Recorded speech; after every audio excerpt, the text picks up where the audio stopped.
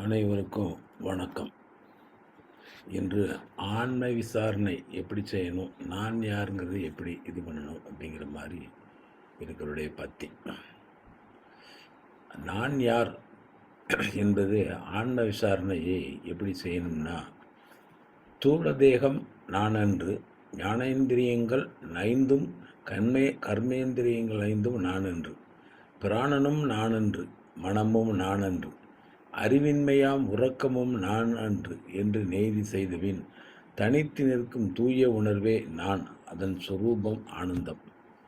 சகல நினைவுகளையும் தோற்றுவிக்கின்றது மனம்.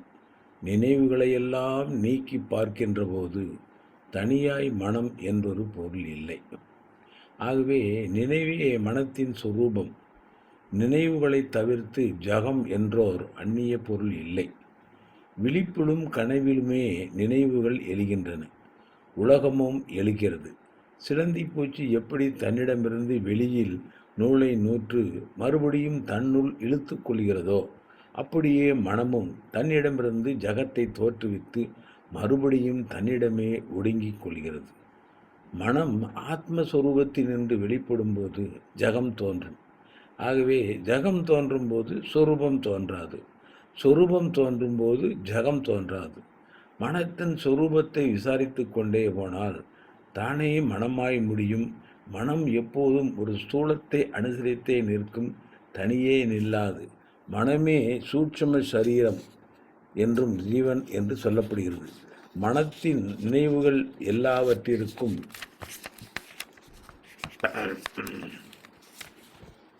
நான் என்னும் நினைவே முதல் நினைவு. இது எழுந்த பிறகு ஏனைய நினைவுகள் எரிகின்றன. தன்மை தோன்றிய பிறகே முன்னிலை படற்கைகள் தோன்றுகின்றன. தன்மையின்றி முன்னிலை படற்கைகள் இரா. நான் யார் என்னும் விசாரணையினாலே மனம் அடங்கும்.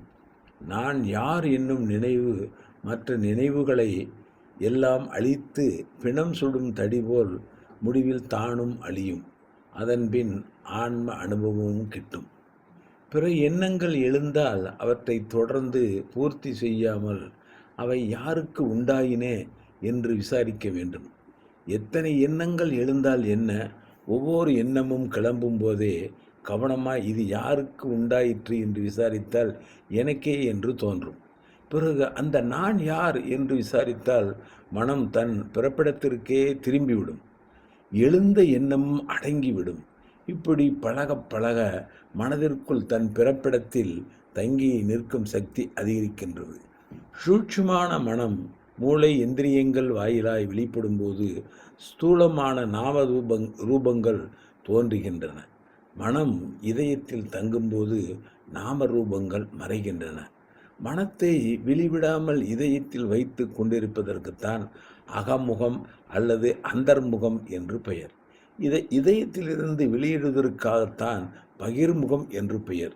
இவ்விதமாக மனம் இதயத்திலே தங்கினால் எல்லா நினைவுகளுக்கும் மூலமான நான் என்பது போய் எப்போதுமுள்ள தான் மாத்திரம் விளங்கும். செய்தாலும் நான் என்னும் நினைப்பு கொஞ்சமும் இல்லாமலே செயல்பட வேண்டும். இப்படி செயல்பட்டால் அனைத்தும் சிவமாய் கடவுள் வடிவமாய் தோன்றும். இவ்வாறு சும்மா இருப்பதாவது மனத்தை ஆன்மஸ்வரூபத்தில் ஐக்கிய செய்வதே ஆன்மஸ்வரூபம். ஒன்றே யதார்த்தமாயுள்ளது. சொரூபமே ஜகம், சொரூபமே நான், சொரூபமே ஈசன், எல்லாம் சிவஸ்வரூபமாகும். இத்துடன் இன்றைய பத்தியை முடித்துக் கொள்கிறேன். மீண்டும் நாளை தொடரலாம். நன்றி, வணக்கம்.